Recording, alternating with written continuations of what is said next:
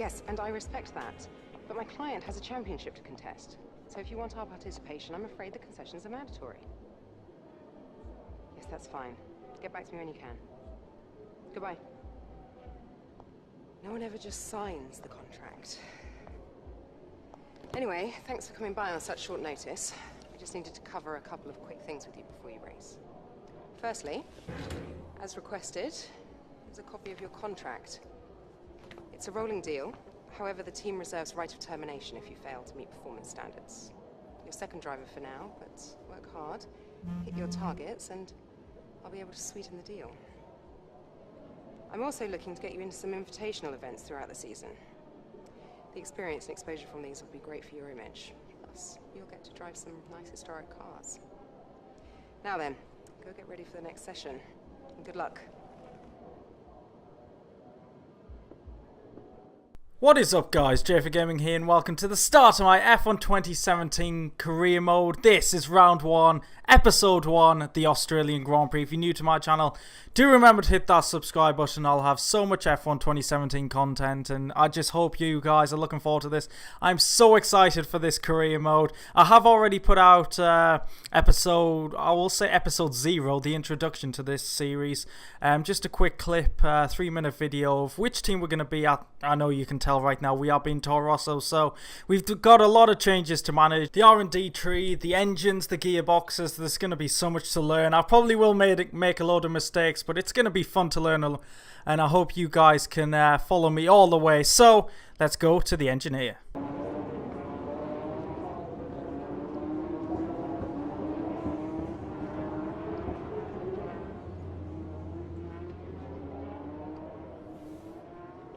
You got my message. Perfect.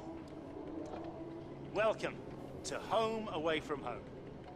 We get more real-time data from the factory now than ever before, and it all comes through here. So I have to spend more time checking over the reports and less time hunting you down in the hospitality suite. To that end,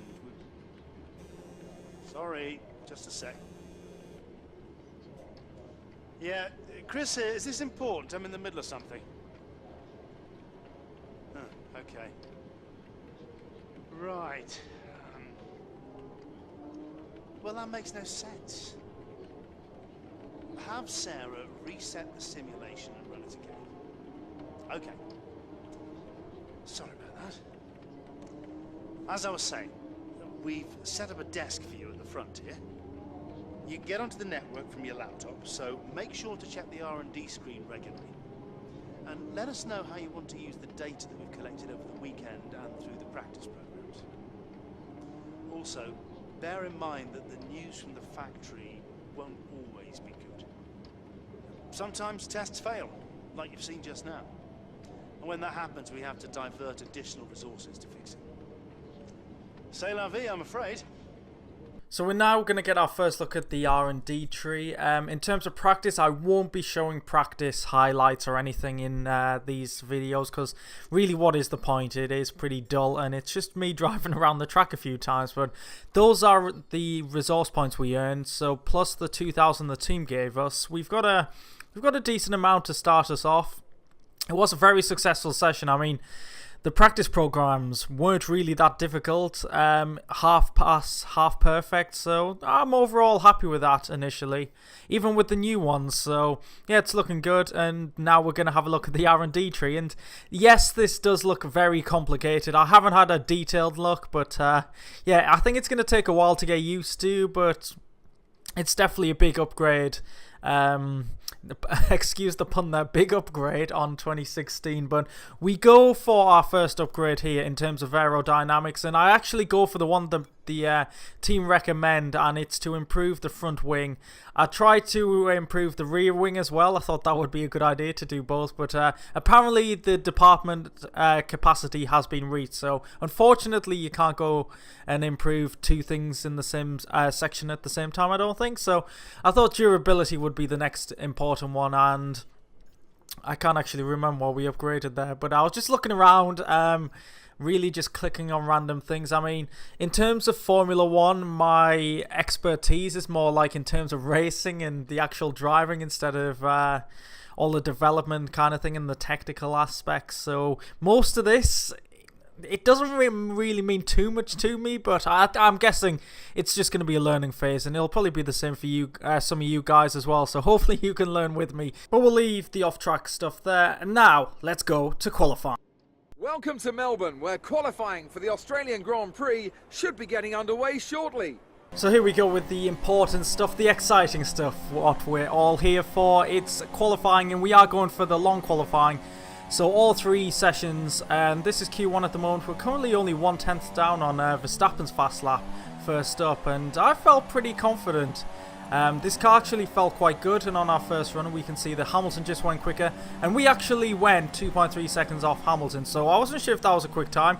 I wasn't really sure if I'd left the difficulty too low, because 100 out of 110, it technically is legendary, but the highest point on legendary. So onto our final run, we saw that we needed quite a bit of an improvement to move up the order and get out of Q1. Alonso has moved ahead of us after we did drop down to P16, but we've got an improvement. It looks like it's going to be around 410, so I'm not sure it's going to be enough to get out of Q1 here, and it's not. We've ended up P16 just behind our teammate, and he actually jumped up later on in the session, and unfortunately, first qualifying session of the year, we have been knocked out along with the 2 McLarens and 2 Saubers. So not a great session there. We were half a second off the Haas of Grosjean, so we've got some improvement to do. I feel like I was a little bit conservative in that qualifying session, but hopefully things get better. Today's race, of course, not simply the start of a new season, but the start of a new kind of Formula 1. Anthony Davidson, great to have you with us once again. This is a big moment for the sport. Big changes to the technical regulations. The potential, perhaps, to give us the biggest shake-up since 2014. Very different cars visually and, fingers crossed, much faster as well. Good thing then that combined these teams put in just a shade over 13,000 kilometres on the clock during testing. The cornering speed of these new machines is absolutely unbelievable. How many lap records are still held by Michael Schumacher from 2004? Well, on the right day, on the right tyres, we might just be threatening them this year. Wider tyres, wider cars, more downforce. I have to say they look great, and the qualifying spectacle is undebatable.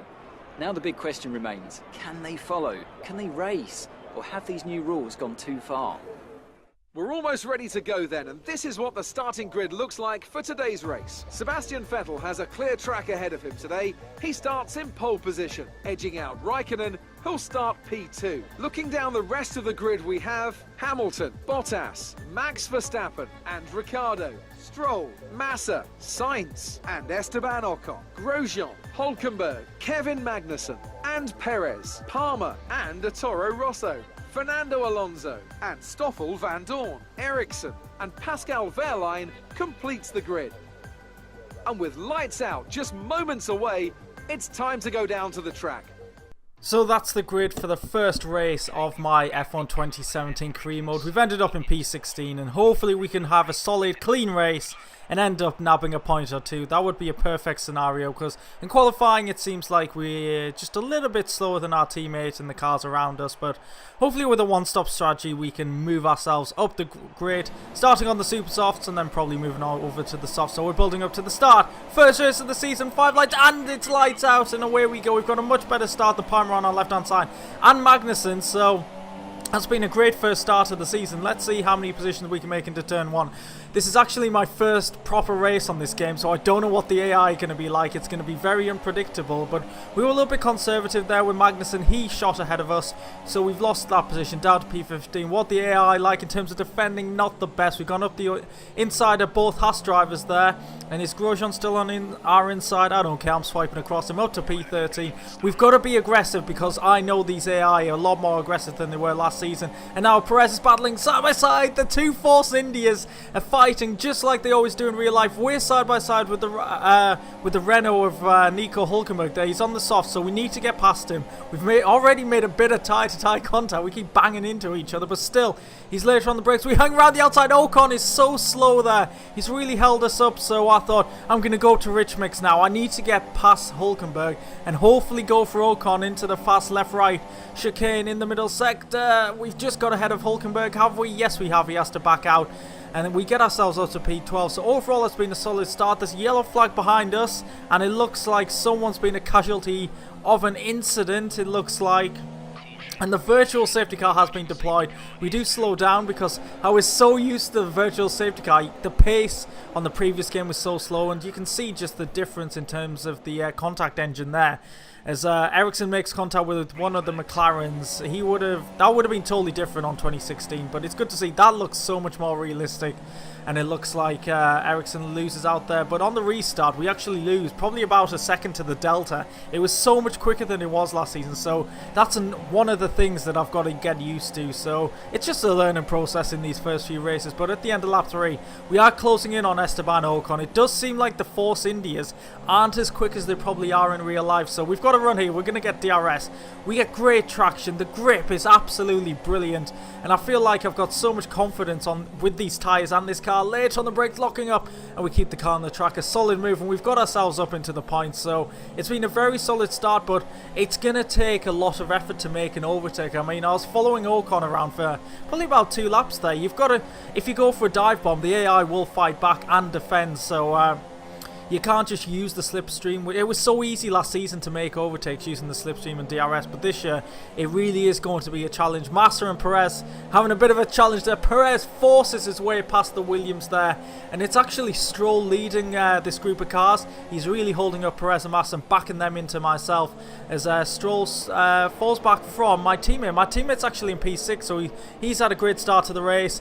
Verline, on the other hand, has not. His engine is blown already, and that's brought out the safety car.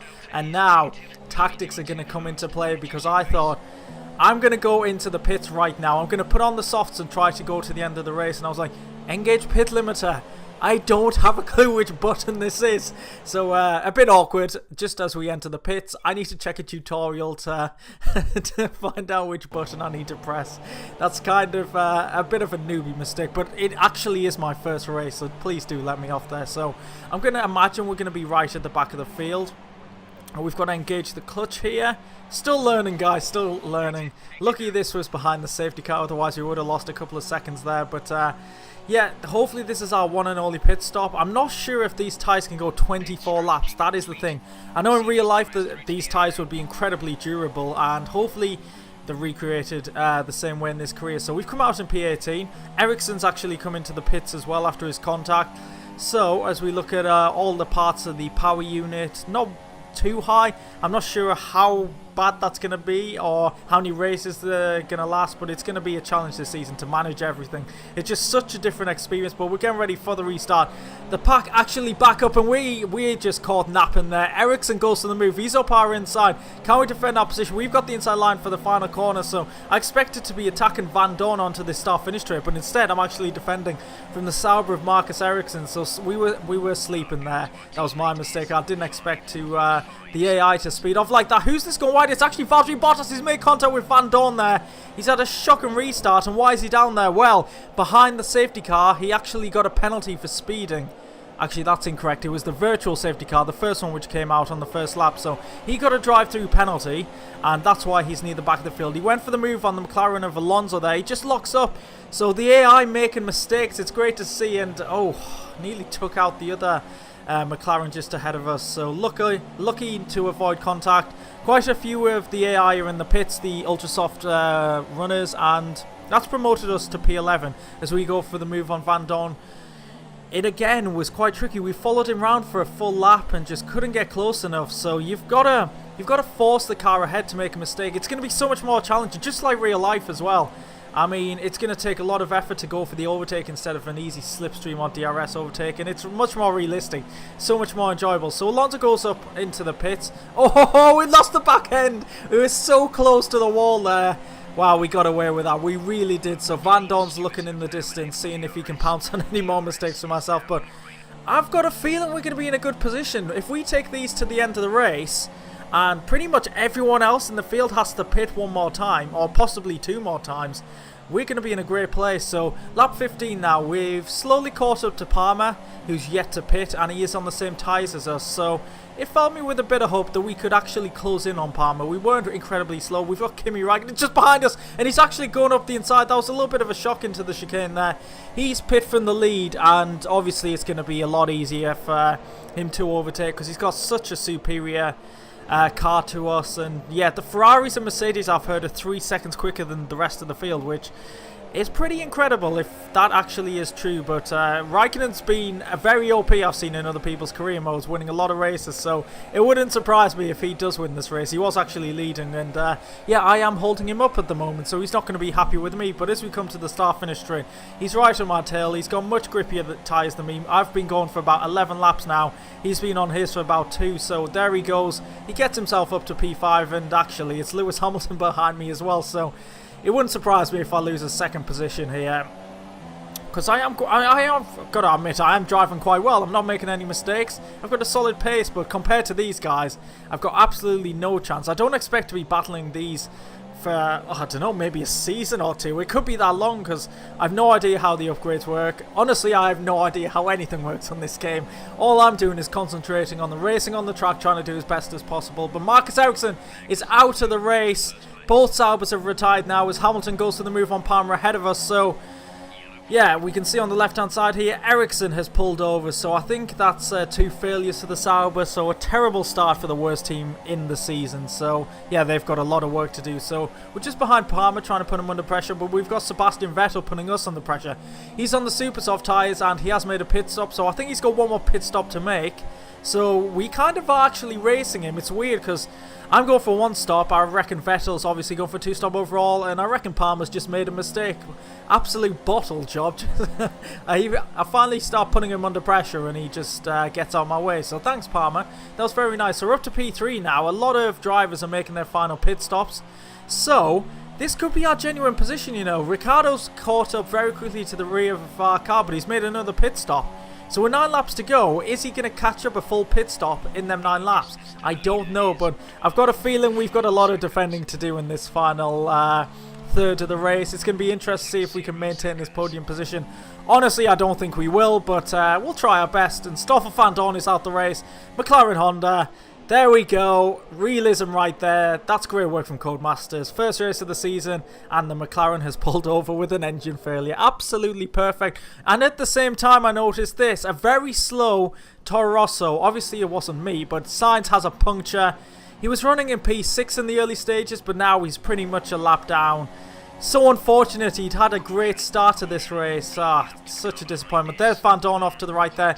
We're up to P2 because Lewis Hamilton has pit to put on the ultra soft tyres, so they're going to be very quick in the final stint of the race. Our tyres are going to be 20 odd laps old, so we're really going to struggle. We pass our teammate there, Carlos Sainz, still struggling to get back to the pits. He's completely out of this race now. I mean, he's got no chance of recovering from that, and the virtual safety car has come out. I'm not sure if that's because of Sainz, but yeah, he'd been crawling around for quite a long time, so that was a strange virtual safety car deployment, I've got to say. But Hamilton is right on my tail now. There's a couple of other cars behind him as well, so I kind of knew with 5 laps to go. I technically am fighting these on the track, but I don't think I'm actually going to have the chance to fight them. I mean, Hülkenberg behind me, I think he's more of a realistic person to be fighting with. So Hamilton gets himself up to P2. I think it's Kimi Räikkönen that's actually miles ahead. So again, Kimi Räikkönen OP right there. Hülkenberg's on my tail. Is he going to get close enough? He has got DRS, but he isn't close enough to make a move. But let's see what we can do. Can we defend our position? Can we get a podium in our first race? That would be absolutely amazing. But I do know in the pack behind me there is quite a few faster cars, and Sebastian Vettel is one of them. Fresh super softs, he has made an extra pit stop than me. I don't fight this. I'm defending from Hülkenberg, really, if I'm being realistic. So Vettel is through. Don't want to be going side by side through this chicane and losing too much time. Hülkenberg's there ready to pounce. He just doesn't have the pace of the Ferraris, obviously, but is he getting close? He really is. Oh, he could have gone for the move there into turn 1, but maybe he's waiting for the second DRS zone here. This is probably a better chance for him. Up into Turn 3, we've got DRS from Vettel. It shows how much we've dropped off. He's going for the move. We're going to have to go defensive. He's later on the brakes. Is he going to hang around the outside? Brave work from Hulkenberg. He's going to have the inside line here. And he's right there. He's giving me a nudge. Side by side still. He's got the traction. Better tyres as well. We've had our tyres for a lot longer than him. We're still side by side into Sector 2 here. This is absolutely incredible racing. And I guarantee this wouldn't have happened on F1 2016. One of us would have spun out by now. But still, we are making quite a bit of contact. I've got to say, I'm just getting used to the handling of this car. But this is an incredible battle. Still we go. How are we doing this? Oh, we've gone down an extra gear by accident. That's lost us momentum. Grosjean's passed as well. Max Verstappen's there as well, and he's on the freshest tyres. Grosjean's trying to go around the outside of Hulkenberg. What's going to happen here? Can we follow them through? Max Verstappen's there, and he slipped it up the inside. That was a very brave move from Max then. I didn't expect that. I just saw it at the last second.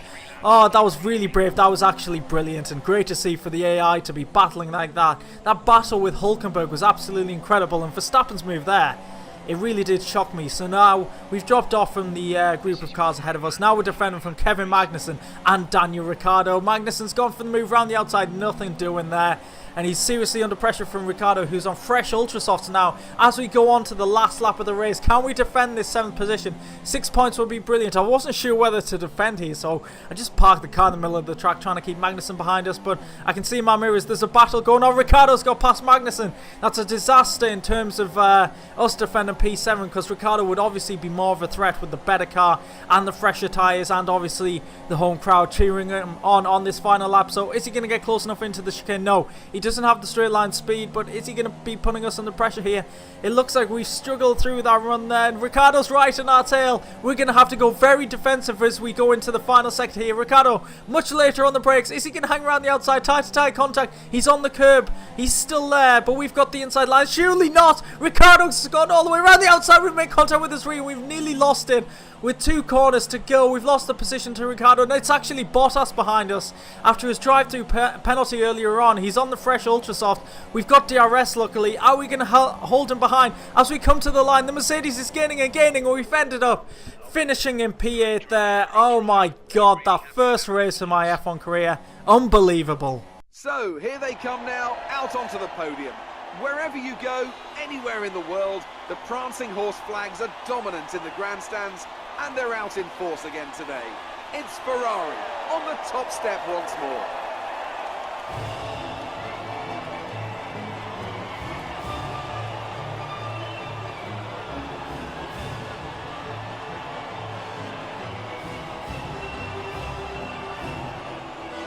Oh my god, guys, I can't stress it enough. That was so fun, it really was. I mean, we had the strategic call to pit under the safety car. That worked very well for us. I feel like if we didn't do that, we might have finished outside the points, but I feel like that strategic call gained us 4 points there. But what a race that was. I do hope you guys enjoyed that, so please do leave a like to show your support, and subscribe if you haven't already. So there is the result of the first race of the season. Ah, that was absolutely incredible.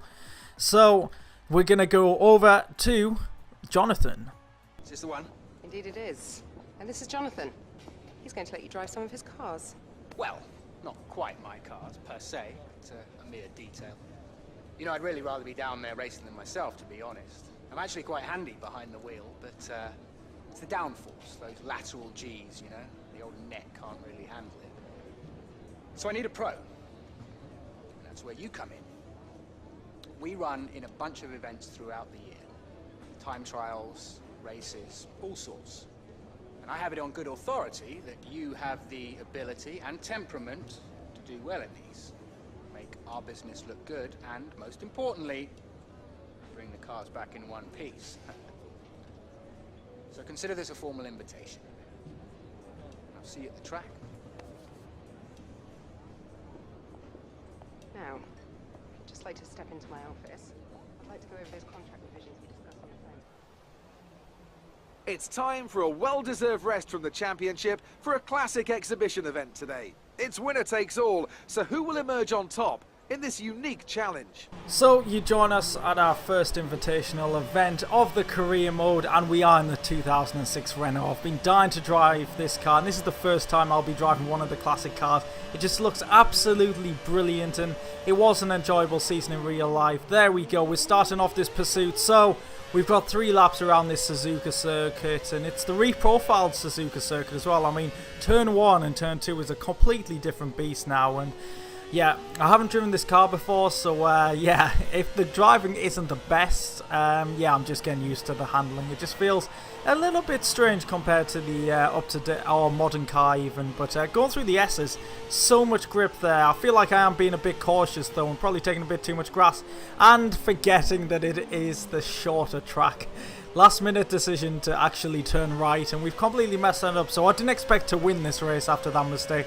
I mean, the lap is incredibly short, and we're coming to the end of lap 2 here, making a better fist of it the second time around, and we're right on the back of the Williams of Mikalski. I mean, these names are obviously made up, so yeah, they'll take a bit of time to remember. I'm guessing these are the names that'll be included in the 20 car championship, whatever it is, but that'll be really cool.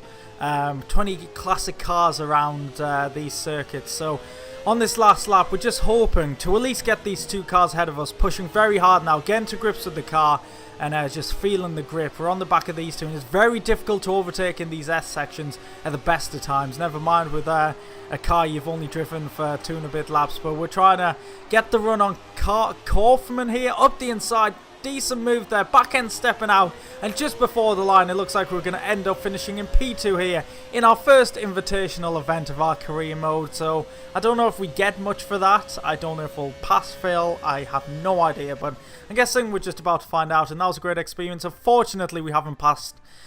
We finished second, so unfortunately we're not going to get too much from that. I'm guessing a few points or R&D points, something like that. So if you have enjoyed the video, please do leave a like, subscribe if you haven't already to my channel. Thanks for watching, guys, and I'll catch you in the next race in my career mode. Goodbye.